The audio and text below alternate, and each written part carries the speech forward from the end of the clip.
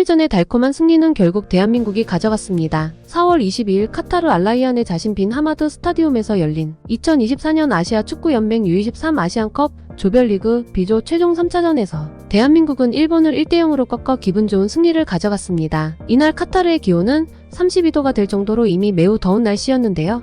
양팀의 분위기 역시 이날의 온도처럼 뜨겁게 달아오르기 시작했습니다. 이미 조별 예선을 확정지은 두 팀이지만 무엇보다 한일전이라는 사실과 비록 스포츠의 정치를 끌어들일 수는 없지만 얼마 전 일본 여야 국회의원이 태평양전쟁 A급 전범이 합사된 야스쿠니 신사를 집단 참배한 사실이 밝혀져 두 나라 간 경기의 관심도와 열기가 그 어느 때보다 뜨거워졌습니다. 2022년 당시 같은 대회에서 8강전에 일본을 만나 3대0으로 치욕을 당한 황선홍 감독은 이 경기를 반드시 승리하겠다는 의지가 그 어느 때보다 강했으나 현실은 녹록치 않았습니다. 먼저 해외파 멤버 중 배준호, 양현준, 김지수 등 핵심 멤버가 모두 차출되지 못했고 주전 센터백인 서명관은 부상으로 대회를 이탈한 데다가 주장이자 주전 센터백인 변준수가 카드 관리를 빌미로 고의로 경고를 받았기 때문에 이날 경기에 나올 수 없었습니다. 결국 대한민국은 주전 수비수 2명이 모두 나오지 못하는 최악의 환경에서 경기에 임했는데요. 반면 일본의 경우 UAE와의 경기에서 무려 7명의 선수를 로테이션을 돌려 체력 안배를 하였고 이날 대한민국과의 경기에서는 한국처럼 선발 명단을 어느 정도 조정하고 경기에 나섰으나 주력 선수들의 컨디션이 좋았고 무엇보다 한국처럼 주전들이 경기에 아예 나올 수 없는 것이 아니라 상황에 따라 얼마든지 후반에 투입이 가능한 상황이었습니다. 주전 수비수를 잃어버린 황선홍 감독은 결국 3백으로 경기에 나섰는데요. 이중 중국전에서 임시 센터백을 봤었고 3백의 좌측 스토퍼를 설 수 있는 조현택과 소속팀에서 센터백을 보고 있는 이강희 그리고 3옵션인 이재원으로 3백 구성에 나섰습니다. 경기 시작은 주전력을 다수 잃은 대한민국이 다소 불리하게 시작하였습니다. 양팀 전부 체력 소모와 부상을 피해가는 소위 눈치게임 형식의 축구를 진행하였지만 분위기 자체는 일본이 주도했고 대한민국은 역습 한 방을 노리고 있었습니다. 다소 지루할 수도 있는 전반전이었지만 양팀 선수들이 느낀 그라운드의 긴장감만큼은 엄청났는데요. 실제로 일본 기자의 취재에 따르면 이날 벤치에 있던 일본의 미드필더 마츠키 구류는 전반전의 경기에 대해 뭐라 말하긴 어려우나 상대에게 삼켜지고 있는 분위기였다라고 회상했는데요. 이러한 분위기는 후반전에도 그대로 이어지며 대한민국이 조금씩 분위기를 주도하기 시작했습니다. 대한민국은 과거에 일본을 상대할 때처럼 주도권은 내주는 대신 우월한 피지컬로 분위기를 가져오기 시작했는데요. 결국 집중력을 잃지 않고 버티다 후반 30분 이태석의 코너킥을 김민우가 훌륭한 헤더로 그대로 선제골을 만들어냈습니다. 당황한 일본은 동점골을 넣기 위해 대한민국을 밀어붙이려고 했으나 6탄 방어 등 말 그대로 걸레 수비를 펼쳐 일본의 기세를 꺾어냈습니다. 이후 후반 41분의 경기장에 사실상 전문 센터백인 이재원마저 부상으로 교체 아웃되고 위기가 찾아왔지만 중앙 미드필더인 황재원을 센터백으로 내리는 강수를 두어 결국 한 골의 리드를 끝까지 지켜내 승리를 가져왔습니다. 한국과 일본의 이날 경기는 일본의 NHK 방송을 통해 전국에 생중계되었는데요. 대부분의 일본 축구 팬들은 대한민국이 최종 수비 라인에 엄청난 리스크를 안고 경기를 나서기 때문에 한일전에 대한 필승을 자신하였습니다. 또한 이 경기를 패배하여 조 2위로 올라가게 되면 이 대회 홈팀이자 성인 대표팀이 아시안컵 우승을 하여 기세가 올라간 카타르와 경기를 하기 때문에 어떻게든 라이벌 한국을 꺾고 기분 좋게 조 1위로 올라가기를 기대했는데요. 결국 한일전에 패배한 일본의 분위기는 그야말로 난장판이 되고 말았습니다. 앞서 분위기에 먹히고 있다고 말한 일본 선수인 마츠키 구류는 한국은 애초에 질 수 없는 상대였다. 우리도 1위로 조별리그를 통과하는 것을 목표로 경기에 임했다.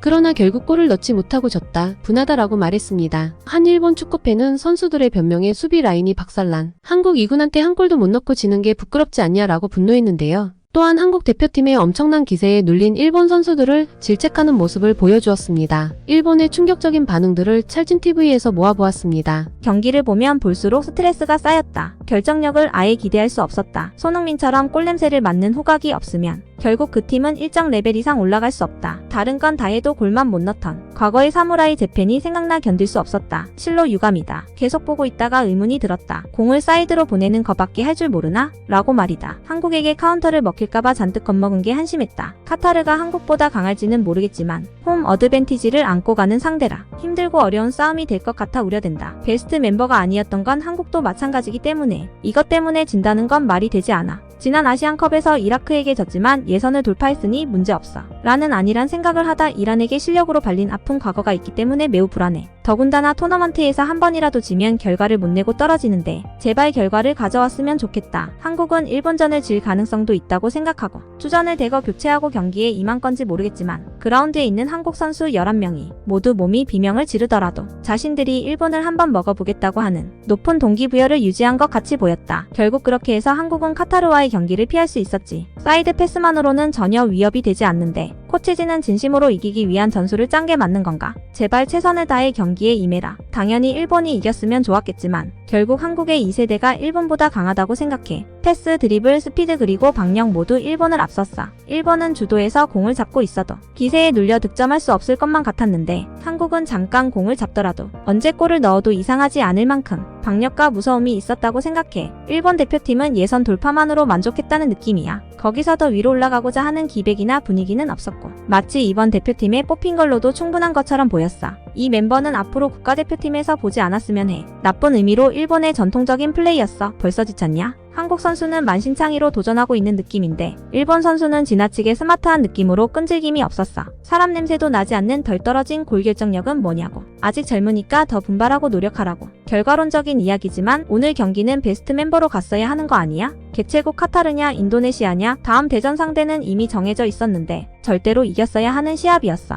몇몇 선수들은 어대표팀 경험자가 맞나 싶을 정도로 허접했고 그나마 마츠키 정도가 훌륭했다. 확실히 말해서 이제 올림픽 출전은 노란불도 아니고 빨간불이 켜졌어. 저번 U23대회는 조별리그에서 떨어지지 않았어? 이번에도 올림픽 출전을 못하면 2번 연속으로 못 가는 거네? 카타르나 인도네시아나 경기에 임하는 태도를 보면 일본 축구협회도 진심으로 임하지 않으면 앞으로 월드컵 출전마저 어려울 거야. 지금까지 쭉 보아온 전형적인 결정력 없는 일본이었습니다. 유니폼에 진흙 하나 안 묻힌 티 없이 맑고 깨끗한 축구였지요. 한일전은 보통 진념이 강한 팀이 승리하게 되는데 기세에서 차이가 컸네요. 결국 일본은 카타르를 이기고 한국은 인도네시아에 진다. 그런 기적이 일어날 거야 가능성이 없지도 않고 배수의 진을 치고 최선을 다해줘. 어웨이 경기지만 실력은 카타르보다 위이기 때문에 자신을 가지고 공격해달라고. 어제처럼 자신 없는 공격은 이제 사절이야. 대표팀의 경기는 가끔 TV에서 중계할 때만 보는 사람으로서 일본 축구는 어느 세대를 보더라도 특유의 미학이 관통하고 있다고 생각합니다. 슛을 차면 좋겠다고 생각하면 패스하고 이번에는 슛을 차면 좋겠다고 생각하면 또 패스하고 부디 이번에는 제발 슛을 찼으면 좋겠다고 생각하면 또 패스하고 있죠. 그러다 상대방이 수비 포지션을 모두 갖추기 시작하면 그때서야 안심하고 슛을 날리게 됩니다. 몇 년 몇십 년이 지나도 이 장면은 언제나 항상 반복되고 맙니다. 한편 일본은 이날의 패배로 결국 대회 홈 어드밴티지를 등에 업은 개최국 카타르를 만나게 되었는데요. 카타르의 홈 어드밴티지는